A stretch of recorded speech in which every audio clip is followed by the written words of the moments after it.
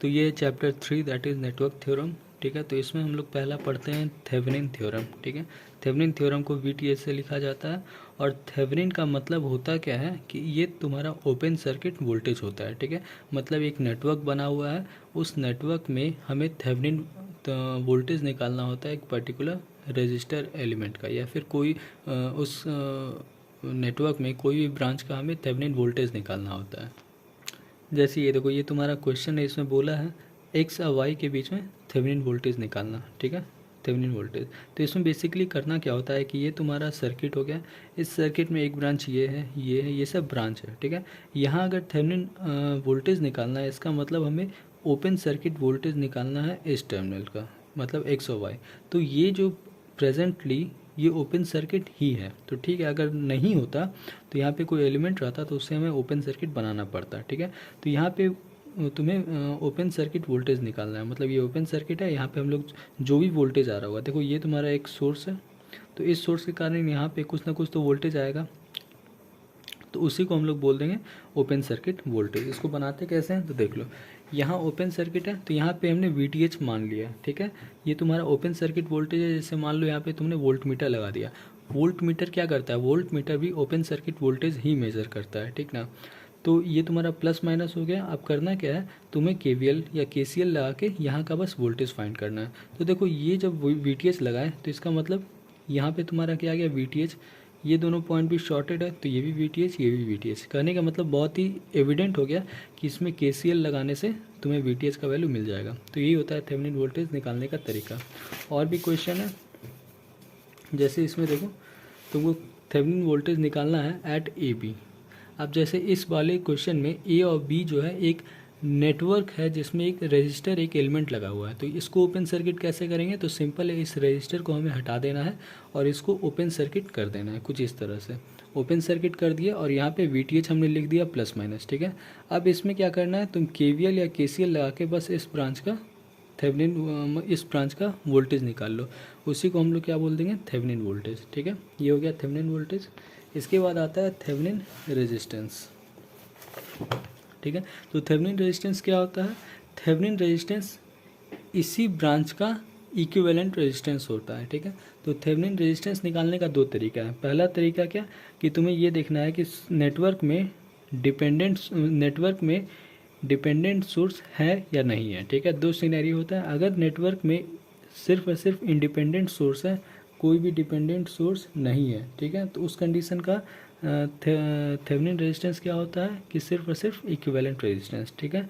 लेकिन अगर dependent source present होता है तो थेवेनिन रेजिस्टेंस हम लोग कैसे निकालते हैं, VDC/IDC, ठीक है। तो पहले हम लोग देखते हैं ऑल इंडिपेंडेंट सोर्स, जैसे इसी में देख लो, सारा तुम्हारा इंडिपेंडेंट सोर्स है, कोई भी डिपेंडेंट सोर्स नहीं है, तो इसका थेवेनिन रेजिस्टेंस कैसे निकलेगा। तो तुमको करना क्या है कि पहले यहाँ पे आ जाना, ये तुम्हारा ओपन सर्किट है, यहाँ पे आके खड़े हो जाना है और इस दोनों टर्मिनल से इक्विवेलेंट रेजिस्टेंस फाइंड करना है, ठीक है। और साथ ही साथ वोल्टेज सोर्स को शॉर्ट सर्किट करना है, करंट सोर्स को ओपन सर्किट करना है, ठीक है। ये शॉर्ट हो जाएगा, ये ओपन हो जाएगा, ये शॉर्ट हो जाएगा, ठीक है। उसके बाद तुमको बस इक्विवेलेंट रेजिस्टर का वैल्यू फाइंड करना है, ठीक है। अब इक्विवेलेंट रेजिस्टेंस कैसे, सिंपल है, यहाँ से देखो तो ये अगर शॉर्ट हो रहा है तो ये दोनों पैरेलल में हो गया, ये दोनों पैरेलल को सॉल्व करोगे तो ये और ये फिर सीरीज़ में हो जाएगा, ठीक है। तो ऐसे ही तुम्हारा पैरेलल सीरीज़ करके हम लोग RTS फाइंड कर लेंगे, ठीक है। अब दूसरा सिनेरियो दैट इज़ अगर तुम्हारा डिपेंडेंट सोर्स मौजूद है तो उस समय हम लोग क्या करते हैं, कि जो तुम्हारा इंडिपेंडेंट सोर्स है वो तो तुम्हारा शॉर्ट सर्किट या ओपन सर्किट हो जाएगा, लेकिन जो डिपेंडेंट सोर्स है उसको हमें रख के KCL और KVL लगाना पड़ेगा। जैसे ये देखो, इसमें क्या है, इस दोनों पॉइंट पे दैट इज़ AB पे हमें RTS फाइंड करना है, ठीक है। तो इसके लिए हम लोग क्या करेंगे, पहले इसको हटा देंगे, ये सर्किट हट गया, मतलब ये ओपन हो गया। उसके बाद क्या करेंगे, यहाँ पे एक VDC लगा देंगे, दैट इज़ वोल्टेज सोर्स, ठीक है।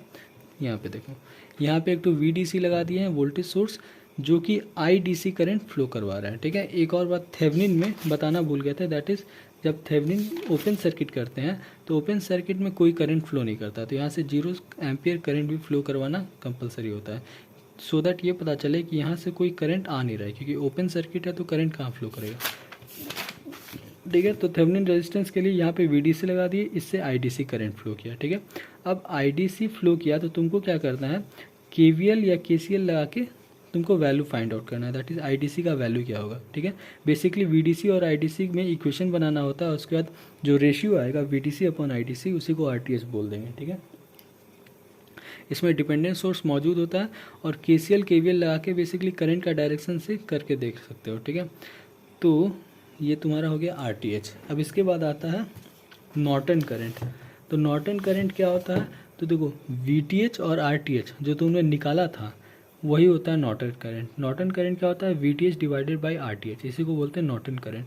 तो अगर नॉर्टन करंट क्वेश्चन में दिया हुआ है तो इसका मतलब तुमको वीटीएच निकालना है, आरटीएच निकालना है, दोनों को डिवाइड करना है, निकल जाएगा। ठीक है, फिर आता है नॉर्टन इक्विवेलेंट रेजिस्टेंस। ये क्या होता है, RTS that is Thevenin resistance को ही हम लोग नॉर्टन इक्विवेलेंट रेजिस्टेंस बोलते हैं, दोनों एक ही चीज़ है। ठीक है, फिर आता है super node concept. Super node concept क्या होता है कि एक मतलब हम लोग केसीएल इक्वेशन लिखते हैं दो नोड का कंबाइनली। ठीक है, और ये कब होता है, तो जब भी सर्किट में कोई वोल्टेज सोर्स लगा रहता है ऊपरी वाली भाग में तो उसको हम लोग सुपर नोड की तरह यूज़ कर सकते हैं, जैसे कि दिया हुआ है, दिखा रहे हैं। जैसे कि ये देखो, ये वाला जो क्वेश्चन है, क्वेश्चन नंबर 4, बुक का क्वेश्चन नंबर 4। ठीक है, तो इसमें क्या है, ये एक वोल्टेज सोर्स है जो कि अपर है। अपर कहने का मतलब क्या हुआ कि इसका पॉजिटिव और निगेटिव टर्मिनल ग्राउंड से कनेक्टेड नहीं है। ठीक है, तो इस कंडीशन में क्या होगा कि ये दोनों नोड सुपर नोड की तरह बिहेव करेगा। ठीक है, और इसमें रूल क्या होता है कि सुपर नोड जब लगाते हैं उस समय हम लोग केसीएल इक्वेशन लिखते हैं। ठीक है, तो केसीएल कैसे, इस नोड का और इस नोड का केसीएल इक्वेशन एक ही साथ लिखा जाएगा। ठीक है, ये हो गया पहला। और दूसरा रूल क्या है कि सुपर नोड के अंदर हमको केवीएल लगाना होता है। केवीएल कैसे लगाएंगे, तो बेसिकली इस बीच जो भी वोल्टेज ड्रॉप हो रहा होगा इसको हम लोग जीरो से इक्वेट करेंगे। ठीक है, तो ये देखो केसीएल में क्या हो गया, देखो इसका नोड दैट इज VA-5 ये वाला हो गया, प्लस VA/2 ये हो गया, प्लस VTH/1। ठीक है, तो इसका नोड और इसका नोड दोनों साथ में लिख दिए, और ये प्लस माइनस है तो प्लस ये हो गया, माइनस ये, मतलब VA minus VTH is equal to 3 VTH। ठीक है, ये तुम्हारा KVL हो गया। ठीक है, तो सुपर नोड का KCL और सुपर नोड के अंदर KVL, ये तुम्हारा तरीका होता है। तो जहाँ भी कहीं होगा मतलब जहाँ भी कहीं तुम्हारा वोल्टेज सोर्स ऊपर में लगा होगा वहाँ पे हम लोग सुपर नोड लगा के ईजिली सॉल्व कर सकते हैं। ठीक है, अब रहा बात कि सुपर नोड कंपलसरी है क्या, नहीं। तुम अगर नॉर्मल केसीएल भी लगाते हो, केसीएल केवीएल लगाओगे तो भी सुपर नोड लगाए बिना सॉल्व हो जाएगा, लेकिन केसीएल केवीएल से थोड़ा सा लंबा हो जाएगा, जबकि सुपर नोड से एक स्टेप में आंसर आ जाएगा। ठीक है, तो यही है, जहाँ भी तुम्हारा वोल्टेज ऊपर दिखा है वो तुम्हारा सुपर नोड का कॉन्सेप्ट आ गया है। ठीक है, ये देखो वोल्टेज ऊपर है तो इसको सुपर नोड आराम से कर सकते हो, यहाँ भी वोल्टेज सोर्स ऊपर है तो ये सुपर नोड आराम से बन जाएगा। अब उसके बाद नेक्स्ट आता है सुपर पोजिशन, बाद में पहले मैक्सिमम पावर ट्रांसफ़र थ्योरम। ठीक है, तो मैक्सिमम पावर ट्रांसफ़र थ्योरम क्या होता है, तो इसमें बेसिकली तुम्हारा एक नेटवर्क है। ठीक है, जैसे मान लो ये तुम्हारा नेटवर्क है और इसमें तुमको क्या बोल देगा कि 2 ओम एलिमेंट के अक्रॉस तुम मैक्सिमम पावर का कंडीशन पता करो। कहने का मतलब ये वोल्टेज सोर्स है, तो यहाँ हम रजिस्टर का ऐसा क्या वैल्यू रखें सो दैट इसका मैक्सिमम पावर इसको प्राप्त हो, मतलब इस ब्रांच में जो मैक्सिमम पावर इस सोर्स से मिल सकता है वो इस रजिस्टर को मिले। समझे, तो यही है तुम्हारा मैक्सिमम पावर ट्रांसफ़र थ्योरम। ठीक है, तो इसको निकालने का तरीका क्या होता है, हमें मैक्सिमा निकालना होता है। मैक्सिमा निकालने का तरीका क्या होता है कि फर्स्ट ऑर्डर डेरिवेटिव करो और उसको जीरो से इक्वेट कर दो, तो जैसे ही ऐसे करोगे तो तुम्हें condition of MPT that is maximum power मिल जाएगा। ठीक है, अब फर्स्ट ऑर्डर डेरिवेटिव किस फंक्शन का, तो बेसिकली केसीएल और केवीएल इक्वेशन हमें लगाना रहता है उस ब्रांच में, दैट इज़ जैसे ये देखो क्वेश्चन नंबर 19 बुक का है, तो इसमें क्या है कि ये तुम्हारा इतना कॉम्प्लेक्स लोड है। ठीक है, तो अब हमें इक्वेशन इस लोड का ही चाहिए। ठीक ना, तो इस लोड को हमें एसी लोड की तरह रेफर करना होगा, that is ZL is equal to RL plus JXL। ये क्या है, कॉम्प्लेक्स रिप्रेजेंटेशन है। तो इसमें हमने क्या किया, इस लोड को इस कॉम्प्लेक्स रिप्रेजेंटेशन में लिखा। ठीक है, तो रिप्रेजेंटेशन में जब लिखा तो ये देखो पूरा इक्वेशन आया, ये जो बड़ा सा ये इक्वेशन आया ये क्या है, तो इस इम्पीडेंस का कॉम्प्लेक्स रिप्रेजेंटेशन है। अब इसी चीज़ का हमें फर्स्ट ऑर्डर डेरिवेटिव निकाल के जीरो से इक्वेट कर दोगे तो तुम्हें क्या मिल जाएगा, मैक्सिमा मिल जाएगा। ठीक है, ये मैक्सिमा निकालने का जनरल कंडीशन होता है कि इक्वेशन फाइंड करो, इक्वेशन का फर्स्ट ऑर्डर डेरिवेटिव निकाल के 0 से इक्वेट कर दो। ठीक है, ये तुम्हारा हो गया पहला तरीका maximum theorem, maximum power transfer निकालने का। दूसरा क्या आता है? दूसरा आता है कि तुम्हारा सोर्स को देखना कि अगर डीसी सोर्स और डीसी लोड है, ठीक ना, जैसे ये क्वेश्चन देखो, इसमें क्या करना है, इसमें तो इसमें क्वेश्चन ये है, इसमें क्या है कि ये जो एलिमेंट है इसके अक्रॉस मैक्सिमम पावर का कंडीशन हमें निकालना है और मैक्सिमम पावर ट्रांसफ़र का वैल्यू भी निकालना है। ठीक है, तो इसमें तुमको क्या करना होगा कि ये देख लो, सबसे पहले सारा जो सोर्स है वो डीसी सोर्स है और सारा लोड डीसी सोर्स है, डीसी लोड है। ठीक है, तो ये तुम्हारा पहला कंडीशन हुआ, that is DC source and DC load. और इसको निकालने का तरीका क्या होता है कि एमपीटी का कंडीशन होता है कि लोड रेजिस्टेंस का वैल्यू सोर्स रेजिस्टेंस के इंटरनल रेजिस्टेंस के बराबर होना चाहिए। ठीक है, ये, और अगर कॉम्प्लेक्स मतलब बहुत एक सर्किट में बहुत सारा नेटवर्क है, बहुत सारा एलिमेंट है, तो वहाँ पे क्या कंडीशन होता है कि सोर्स का जो लोड का जो रेजिस्टेंस है वो थेवेनिन रेजिस्टेंस के बराबर होना चाहिए। मतलब ये जो रेजिस्टेंस है यहाँ पे तुम आके थेवेनिन रेजिस्टेंस निकाल दो तो तुम्हारा मैक्सिमम पावर इसमें डिलीवर हो जाएगा। ठीक है, तो इसका थेवेनिन रेजिस्टेंस कैसे निकालेंगे? तो सिंपल है, Thevenin resistance that is RTS निकालने के लिए इसको शॉर्ट और इसको ओपन और इक्विवेलेंट निकाल देंगे क्योंकि सारा इंडिपेंडेंट सोर्स है। ठीक है, तो ये तरीका होता है, that is RL is equal to RTH और उसके बाद PL max, maximum power transfer का फॉर्मूला क्या हो जाएगा?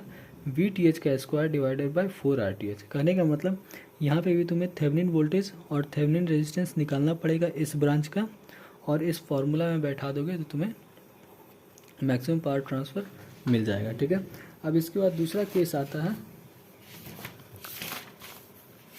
दूसरा केस आता है दैट इज़ AC वाला, दैट इज़ तुम्हारा सोर्स भी AC है और लोड भी AC है। ठीक है, ये देखो, एक AC सोर्स है जिसका इम्पीडेंस कॉम्प्लेक्स है और लोड है जिसका इम्पीडेंस कॉम्प्लेक्स फॉर्म में है। ठीक है, पहले हमने क्या रखा कि ये लोड है जो वेरिएबल लोड है, वेरिएबल लोड मतलब ये लोड चेंज कर रहा है विथ रिस्पेक्ट टू टाइम, ये लोड चेंज कर रहा है। और किस पैरामीटर से चेंज होने से चेंज हो रहा है? तो लोड का जो रेजिस्टेंस है वो कंटिन्यूसली चेंज कर रहा है जबकि रिएक्टेंस फिक्स है। ठीक है, तो ये कंडीशन है। तो ऐसा जब कंडीशन मिलेगा कि लोड का रेजिस्टेंस चेंज हो रहा है जबकि रिएक्टेंस फिक्स है, तो यहाँ पे हमारा क्या फॉर्मूला मिलेगा? ये प्रॉपर डिराइव किए हैं। ठीक है, यहाँ पे एक चीज़ देखो, डेरिवेशन का प्रोसेस क्या है कि सिंपल करंट का वैल्यू निकालो। करंट क्या होता है? Voltage upon resistance. ठीक है, वोल्टेज तुम्हारा VS हो गया, रेजिस्टेंस क्या हो गया? पूरा रेजिस्टेंस सम हो गया। ठीक है, कॉम्प्लेक्स में ऐड हो गया। ठीक है, अब इसके बाद इसका मॉड निकाल लिए, ये हमारा मॉड आ गया। और उसके बाद पावर क्या होता है? I² into are. ठीक ना, तो यहाँ पे बस वही कर, power is equal to I² into RL कर दिए हैं। ये RL क्या है? लोड रेजिस्टेंस, मतलब ये जो रेजिस्टेंस है ना, ये जो लोड है इसका रेजिस्टेंस वैल्यू। देखो तुम्हारा मैक्सिमम पावर जो होता है वो वाट होता है। वाट मतलब क्या बता रहा है कि लोड का DC कंपोनेंट। ठीक ना, तो इसका मतलब हमें लोड का सिर्फ और सिर्फ R से मल्टीप्लाई करना है, X से नहीं। तो यहाँ पे जो I² इंटू RL है ये सिर्फ रियल पार्ट है। ठीक है, तो ये प्रोसेस होता है। फॉर्मूला तुम्हारा ये बनता है, RL का वैल्यू अगर ये हो जाएगा तो सर्किट में मैक्सिमम पावर ट्रांसफ़र होगा। ठीक है, और उस मैक्सिमम पावर का वैल्यू क्या होगा? ये। ठीक है, इसी तरह से दूसरा कंडीशन में लोड तुम्हारा वैरी कर रहा है लेकिन रिएक्टेंस के कारण उसका रेजिस्टेंस फिक्स है। ठीक है, तो उसका तुम्हारा ये कंडीशन बनता है। उसका कंडीशन क्या बनता है मैक्सिमम पावर का? That is load impedance must be equal to minus of source reactance. ठीक है, और उस समय फॉर्मूला कुछ ये बनता है। ठीक है, केस 3 में दोनों वैरी कर रहा है, ये तुम्हारा डिफ़ॉल्ट केस होता है, मोस्टली यही यूज़ होता है। ठीक है, तो इसका कंडीशन क्या बनता है कि लोड का impedance must be equal to conjugate of source impedance. ठीक है, और उस समय ये जो फॉर्मूला बनता है ये बनता है मैक्सिमम पावर का। ठीक है, ये तुम्हारा कंक्लूजन सारा दिया हुआ है। तो ये देखो क्वेश्चन आता है तुम्हारा, तो ये देखो, ये जो क्वेश्चन है इसमें देखो लोड को जेडल से रिप्रेजेंट किया गया है। इसका मतलब क्या हुआ है कि लोड का कुछ वैल्यू तुमको दिया ही नहीं है, मतलब इसका आर भी वैरी कर रहा है, एल भी वैरी कर रहा है, ठीक है। क्योंकि अगर कोई फिक्स होता तो वहाँ पे मेंशन होता। यहाँ पे जेडल लिखा है मतलब दोनों वैरी कर रहा है, दोनों वैरी कर रहा है मतलब ये लास्ट वाला केस था, दैट इज़ केस 3। तो इस समय कंडीशन क्या होता है, कंडीशन ऑफ एमपीटी क्या होगा कि ZL is equal to conjugate of source, ठीक है। तो ये देखो, और उस समय मैक्सिमम पावर का वैल्यू क्या होगा, दैट इज़ ये वाला, ठीक है। तो इतना हो गया, बहुत सिंपल है। उसके बाद दूसरा क्वेश्चन देखो, इसमें सोर्स इम्पीडेंस है, ये वोल्टेज सोर्स है और ये लोड है। लोड में देखो क्या चीज़ दिया हुआ है, -jXc। कहने का मतलब वेरिएबल नंबर है, वेरिएबल क्या चीज़ है, कैपेसिटेंस। और ये क्या है, रेजिस्टेंस, रेजिस्टेंस फिक्स है। तो इससे हमें क्या पता चल रहा है कि लोड का रेजिस्टेंस फिक्स है लेकिन कैपेसिटेंस वैरी कर रहा है। इसका मतलब ये तुम्हारा सेकंड पैरामीटर वाला हो गया कि लोड वैरी कर रहा है due to change in reactance, ठीक है। तो इसका तुम्हारा केस 2 आ गया। इसका कंडीशन क्या था, इसका कंडीशन ये था कि X L must be equal to X S, वही कंडीशन था।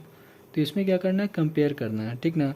जेड एस का जब हम लोग सॉल्व कर रहे थे, मतलब हम लोग फॉर्मूला डिराइव कर रहे थे, तो हम लोग ये वैल्यू लिए थे और क्वेश्चन में ये दिया है। तो दोनों को कंपेयर करके आर एस और एक्स एस का वैल्यू निकालना है, ठीक है। तो यहाँ पे हमें X L is equal to minus X C मिला, ठीक है। कंडीशन में पुट किए, फॉर्मूला लगाए, मैक्सिमम पावर निकल गया, ठीक है। तुम चाहो तो डिराइव भी कर सकते हो या तो डायरेक्ट पी एल मैक्सिमम का फॉर्मूला से भी निकाल सकते हो, दैट इज़ ये। या तो देखो ये डिराइव किया है और ये डायरेक्ट फॉर्मूला लगाया है, ठीक है।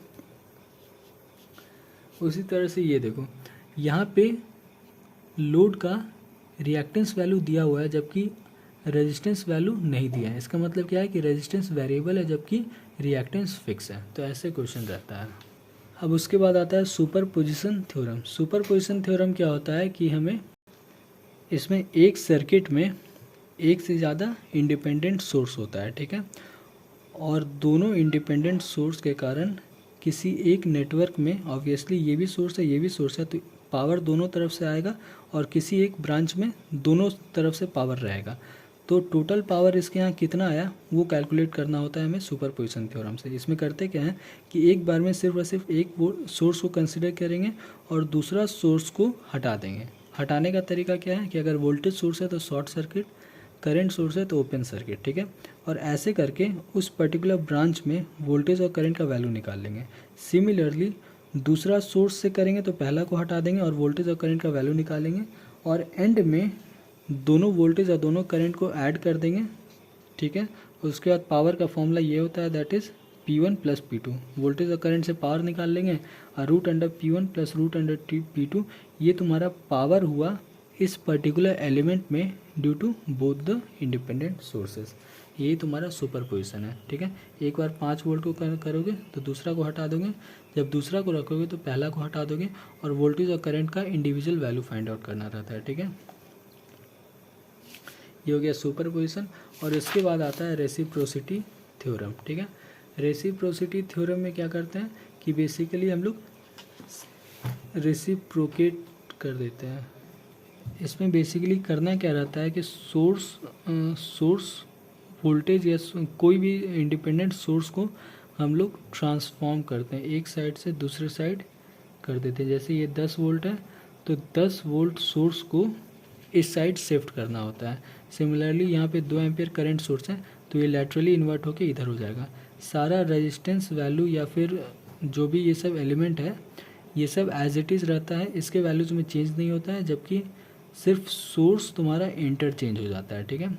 दूसरी बात, जो डायरेक्शन है वो सेम रहता है। जैसे यहाँ पे अगर नीचे डाउनवर्ड डायरेक्शन में करंट है तो ये सोर्स जब इधर जाएगा तो इसको भी डाउनवर्ड डायरेक्शन में एनर्जी डिसिपेट करना होगा। तो ये वाला अगर ऐसे है तो इसको इधर जाके नीचे की तरफ हो जाएगा, ठीक है, ये चेंज हो गया, ठीक है। सिमिलरली ऐसे ही होता है। इसमें एक आता है होमोजेनिटी रूल। होमोजेनिटी रूल क्या होता है कि अगर इस सोर्स में, मतलब इस सर्किट में अगर किसी नंबर से मल्टीप्लाई करते हैं तो जितना भी सोर्स प्रेजेंट है वो मल्टीप्लाई हो जाता है। जैसे इसमें मान लो 2 से मल्टीप्लाई किया, 2 मतलब ये तुम्हारा 20 वोल्ट हो जाएगा और ये 4 एम्पियर हो जाएगा। रजिस्टर में कोई चेंज नहीं होगा, सिर्फ और सिर्फ सोर्स मल्टीप्लाई होता है, ठीक है। और उसके बाद रेसिप्रोसिटी लगा के हम लोग निकालते हैं। इसमें क्वेश्चन किस तरह से आता है, तो इसमें हमेशा दो फिगर में क्वेश्चन दे दिया जाता है, हमेशा दो फिगर में क्वेश्चन दिया जाता है और इसमें एक फिगर से वैल्यू कंपेयर करके दूसरे फिगर का वैल्यू निकालना होता है। जैसे ये देखो, इसमें एक क्वेश्चन है जिसमें एक फिगर और दूसरा फिगर, ये तुम्हारा एलिमेंट का वैल्यू, ठीक है। ये तुम्हारा एक 5 वोल्ट का सोर्स है, इधर 1 एम्पियर का करंट, इधर क्या है 5 वोल्ट का सोर्स है और इधर 10 वोल्ट का सोर्स लगा हुआ है और इस ब्रांच में करंट हमें निकालना है यूजिंग रेसिप्रोसिटी। तो इसमें हम लोग करेंगे क्या, बेसिकली इस मॉडल का हेल्प लेके हमें इस ब्रांच में करंट निकालना है, ठीक है। तो इसका प्रोसेस क्या होगा, प्रोसेस ये है कि देखो यहाँ पे अगर दो सोर्स है तो सबसे पहले इसमें सुपर पोजिशन लगा के इंडिविजुअल वैल्यू ऑफ करंट निकालो, ठीक है। तो वही चीज़ की है, इस नेटवर्क का सुपर पोजिशन किए हैं। सुपर पोजिशन में क्या, एक बार 5 वोल्ट, दूसरी बार 10 वोल्ट। जब 5 वोल्ट लिए तो ये तुम्हारा वोल्टेज सोर्स है तो शॉर्ट सर्किट, ये भी तुम्हारा वोल्टेज सोर्स है तो शॉर्ट सर्किट। और इसके कारण इस ब्रांच में जो करंट है उसको I1 बोल दिए और इसके कारण जो करंट होगा इसको I2 बोल दिए, ठीक है। अब ये देखो, ये अगर वोल्टेज सोर्स है तो इससे करंट अगर ऐसे निकलेगा तो करंट का डायरेक्शन डाउनवर्ड ही बनेगा, ठीक है। सिमिलरली इसका पॉजिटिव नीचे है, मतलब करंट का डायरेक्शन ऐसे होगा, तो सही है। और I1 I2 का वैल्यू निकालेंगे तो टोटल I का वैल्यू क्या हो जाएगा, I1 प्लस I2। कब, अगर ये दोनों फिगर सुपर इम्पोज हो जाता है तो यहाँ पे I1 नीचे, I2 भी नीचे, तो बेसिकली दोनों करंट ऐड हो रहा है, तो ये दोनों करंट ऐड हो गया, ठीक है। अब उसके बाद हमें क्या करना होता है कि ये जो इंडिविजुअल नेटवर्क हमारा बना, इंडिविजुअल जो सर्किट बना, उसको इससे कंपेयर करके वैल्यूज़ मैच करना होता है। जैसे इसमें देखो, इसमें 5 वोल्ट है तो यहाँ पे 1 एम्पियर है, तो इसमें भी अगर 5 वोल्ट अगर आ जाए तो यहाँ पे कितना होगा, 1 ही एम्पियर, ठीक है। तो ये तुम्हारा सर्किट में कोई चेंजेस करने का ज़रूरत नहीं है। लेकिन इसमें 10 वोल्ट है तो इसको इससे कंपेयर नहीं कर सकते, पहले यहाँ पे हमें होमोजेनिटी लगाना होगा। होमोजेनिटी क्या होता है कि इसको मल्टीप्लाई करो कुछ ऐसा नंबर से सो दैट तुम्हारा 10 वोल्ट आ जाए, ठीक है। इसका करंट तो निकल गया कि 5 सेम है तो इसमें 1 है तो इसमें भी 1 होगा। ऐसा क्यों हो रहा है, ऐसा इसीलिए हो रहा है क्योंकि बीच में जो एलिमेंट है वो पूरा एग्जैक्टली सेम है, एलिमेंट चेंज नहीं कर रहा है, इसी कारण ये फिगर और ये फिगर में सिमिलरिटी आ रहा है, ठीक है। तो I1 का वैल्यू निकल गया 1 एम्पियर, इसका वैल्यू हमें निकालना है। तो इसका वैल्यू निकालने के लिए क्या करेंगे, सबसे पहले इसमें होमोजेनिटी लगा के इंटू 2 कर देंगे। इंटू 2 करेंगे तो ये 10 वोल्ट हो जाएगा और ये 1 एम्पियर हो जाएगा, ठीक है। लेकिन यहाँ पे एक दिक्कत है कि डायरेक्शन चेंज नहीं करेगा, तो इसीलिए हम क्या करते हैं, -2 से मल्टीप्लाई कर देते हैं। माइनस साइन से जब मल्टीप्लाई करेंगे तो इसका साइन रिवर्स कर जाएगा, क्योंकि माइनस साइन मतलब क्या होगा, प्लस नीचे आ गया, तो वही है। इसमें -2 से मल्टीप्लाई करेंगे तो इसका साइन रिवर्स कर जाएगा, ठीक है। इसका साइन रिवर्स कर गया, ठीक है। अब ये जो करंट प्रोड्यूस करेगा वो डाउनवर्ड डायरेक्शन में प्रोड्यूस करेगा, ठीक है। और यहाँ जो 1 एम्पियर है वो क्या हो जाएगा, 2 एम्पियर, ठीक है, मतलब इस ब्रांच में 2 एम्पियर, तो वही चीज़ हुआ। और यहाँ पे अपवर्ड डायरेक्शन में करंट आ गया, क्यों, क्योंकि माइनस साइन भी तो किए थे, तो जो नीचे का डायरेक्शन था वो ऊपर में कन्वर्ट हो गया। अब ये जब ऐसे हो गया तो तुम देखो यहाँ पे 10 वोल्ट का सोर्स है, इसमें 2 एम्पियर का है और ये 2 ओम है, ये 2 ओम है, ये दोनों पैरेलल में है, इसका मतलब करंट सेम होगा। तो इसमें अगर 2 जा रहा है तो इसमें भी 2 जाएगा, 2 मिल के 4 हुआ, तो इधर से हमें कैलकुलेट किए तो वैल्यू सारा मिल गया, ठीक है। तो सुपर पोजिशन से हमें इस ब्रांच में करंट का वैल्यू मिल गया, that is I1 plus I2 that is 5 ampere, ठीक है। अब ये जो है सुपर पोजिशन से अगर बोला गया है तभी सॉल्व करेंगे, अदरवाइज सिंपल KCL KVL लगा के हम ये क्वेश्चन सॉल्व हो जाता है। जैसे इसमें देखो, इसमें हमें इधर दिया हुआ है कि ये 1 एम्पियर है, तो ये वोल्टेज निकाल लो KCL लगा के, ये वोल्टेज से तुम्हारा R का वैल्यू निकल जाएगा, R का वैल्यू तुम इसमें पुट कर दोगे और उसके बाद तुम्हारा इस ब्रांच का करंट आराम से निकल जाएगा, ठीक है। तो ये देखो KCL KVL में आधा पेज में ही बन गया।